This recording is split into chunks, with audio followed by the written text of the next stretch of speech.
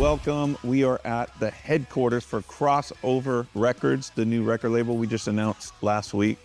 You guys, I really want to thank you for all the support. When we announced it, we got so much encouragement. So we appreciate everything, man. And we're stoked to release Spoken's new music. The first single came out, and actually the second single with yours truly just came out recently. Anymore, the song called Anymore. And yeah, the record coming out March 15th. So thank you so much for all the love. But Spoken is not all that we're going to be releasing in 2024. We got our friends, brothers, Jimmy and Timmy from Dose of Adolescence. Man, we are so stoked to be working with you guys, and I love your new music. You know, if you think about me starting a label, people are going to think heavy, freaking like Spoken's really heavy. And I love heavy music. But what I really love about you guys is that it's different.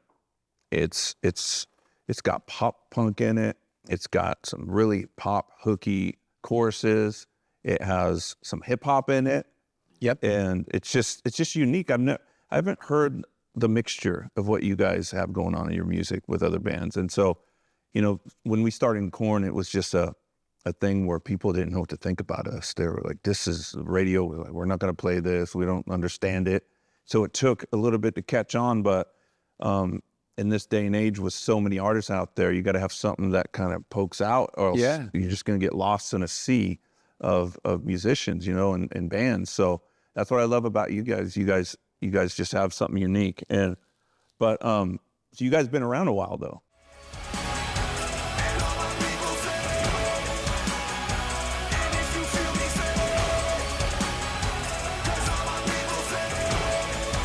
Yeah, no, we've been around a while. We formed in what year? 2000. 2000. We started as like a punk rock band that continued to evolve. You know, we started writing crappy songs, which are easy to write when you're making punk rock music. Right. And we just continued to evolve. It evolved into more rock, and we were a rock band for a long time. And then we just got to a certain point to where we had just been writing with different people, and we just we had the encouragement of Kevin Lyman that founded Warped Tour. We had showed him like a song that we wrote with some hip hop guys, and he highly encouraged us to go down that avenue. And we went into the studio to write these songs. We really just wanted to break down every wall that we could and pull from every genre and just write the best songs that we could. And I think we've really found a formula that is helping us put out really good songs, and a team that's helping us put out really good songs. And I don't know if I mentioned, but you guys are brothers. We're brothers. We're brothers. Jimmy and Timmy. Emmy. In case you forget. Yeah. So you guys started playing, when did you start playing guitar? I started playing guitar when I was like 16. Saw Blake, wanted to be in a band, picked up a guitar. Yeah. And then were you like, hey, you're my brother, you're going to sing? He originally played bass. Oh, that's right. I forgot. Yeah. So tell us a story about all that. And you guys, so you started in 2000. When did your first record come out? The first album that we ever put out was also the same year, Pop Arcade. That was the first record? Yeah. We did some demos before that. Okay. All the demos are on that record. So yeah, we started when I was like 17. Just wanted to write some punk rock songs and have fun and hopefully put out a good message. Just, it got more and more serious, like my brother was saying, over time, and we got better. And how many Warped Tours did you guys do? We followed the first Warped Tour we ever did. We followed it in 2008, and we just sold CDs out for it. And then we were the line band in 2010. We got to play the entire tour that year. And you guys like a little bit faster stuff? Some punk rock? This one's called This Condition. And then we were on the Ernie Ball stage in 2013.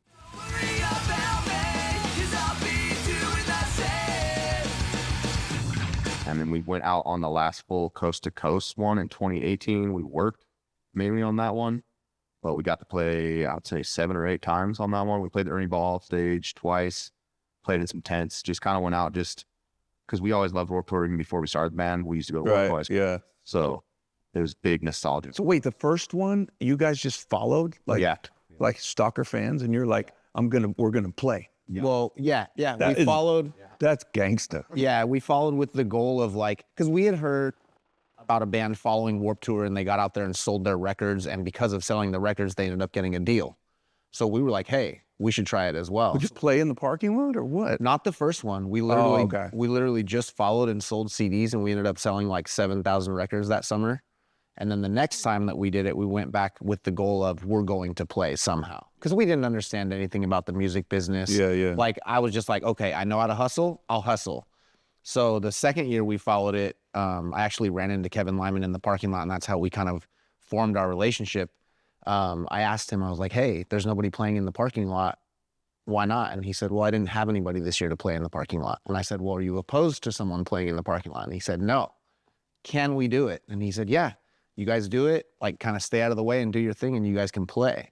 So the second year that we were out there, we played in front of the line, like probably, how many kids would you say would be lined up before they would open gates? At least like 1,000, at least 1,000 kids, 2,000 kids.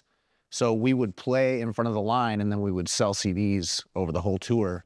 And we would also go to these meetups that Kevin Lyman would have, and he basically was teaching people how to be in the music industry. So we went to that meetup every day and just learned everything that we could. Yeah. He's a good dude, huh? Oh, dude, he's so solid. He's so They solid. call them the DIY meetups. Like basically just do it yourself. Like here's the best way. Right. Yeah. You got every tool you need nowadays. So that summer, we basically like learned a little bit about the music industry. We got to play and we sold records. And then the next year I went to Kevin with like everything that we had accomplished, and he put us on Warped Tour. Come on. Yeah. So for me, he's like someone that's a huge influence. So when he heard the first song that's like of this genre, and he was the one that was like, hey, you guys should, literally he listened to it and he told us, he was like, I've heard 400 records in the last few months claiming to be something different. And he was like, this is different. You guys need to explore this. And that was after we had written one of these songs. And then here we are with whatever this genre is. Is that when you brought more hip hop and stuff into it?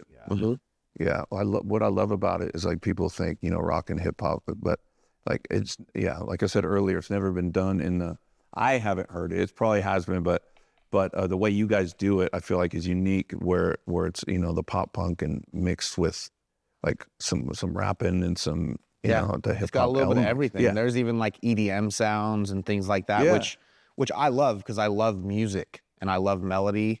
So it's really incredible to just create stuff that is like bigger than us. What year did you guys get? Didn't you win like an independent, like a song of the year or something? What We year was were that? nominated for Best Rock Song of the Year in 2011 by Independent Music Awards. Yeah. I know we finished in the final top 10. I think we won. I'm not 100% sure on that. I'm going to claim that as a win, bro. Yeah. Right now. Oh, dude. It works. Top 10 out of like all the songs submitted all Yeah, over how the many? world. Oh, Like millions or thousands? like an insane amount. You got to think about, it's got to be like in the tens and tens of thousands, maybe Yeah. even hundreds. Oh, yeah. So, Oh, yeah. And we finished in the top 10. So it was incredible for us. because they're catchy. They're really catchy songs. And so what kind of goals you guys, I mean, we're friends. Yes. We hang out, where we live, and we got some mutual friends and whatnot. And I remember I was in my car or something, and I was like, send me a link to one of your songs. Uh-huh. And I played it. I think it was in Arkansas or something when you came up to see us up there. And I remember going, what? This should be on radio. What are you doing? And you guys had laid down the band in 2020, 19, 18? It was probably in that time frame, like 2019. My brother and I, we were raised by a single father, and he had just kind of gotten to the point where he wasn't able to take care of himself anymore. So we had a choice to make, either continue pursuing to play music in our own careers or to honor our dad. And we chose to honor our dad, and we took full-time care of him for like, I would say, was it 6 years, 5 years? Somewhere around there. Maybe. Either way, we took care of our dad, and we made the right choice, and we're here like creating music again. He passed away a few years ago, Yeah. and we Went out on the last 2 tours that we did. he went on Warped Tour with us. Just knew. That's Probably wasn't wild. the best idea. Man, that's amazing that you guys did that. And I mean, you always loved the music and everything, and we talked about it. And Yeah. so, and then everything just kind of fell into place. And so you guys are back in the studio. We're back in the studio. We're writing some new music. We are remixing and remastering some music, some songs that we don't really feel got the total push that they deserve because they're incredible songs. So yeah, we're excited. I feel like this last week we wrote probably the best song we've ever written. So 2024, let's go. Right? And so Crossover is going to help you guys release from all the way from Pop Arcade, self-titled. What's it? Getting Back to the Future? Getting Back to the Future. Yeah. So all of them, all the way, we're going to re-release all of those on the streaming platforms and then do some new music. Yeah. That was the first order of business, was to get everything back up and streamlined because we hadn't been playing music for a while. Yeah. So we wanted to, Dave had the vision of getting everything up and in uniform order to where we have all of our music released, and then we will get into the new stuff. Yep. Well, we're stoked, man. It's, like I said, it's a little bit different. It's in the same, like, rock lane, but it's just, it's different from the stuff I've been involved with. And that's what I'm excited about, doing something different. So we're stoked and love you guys, man. Bro, can't wait to see what's we love happening. you guys. We're excited to have a team together that sees what we see and hears the music the way that we hear it. So we're really stoked, man, for 2024 and to see what happens. Again, I want to thank you guys so much for all the support for Crossover Records and for all the love for Spoken.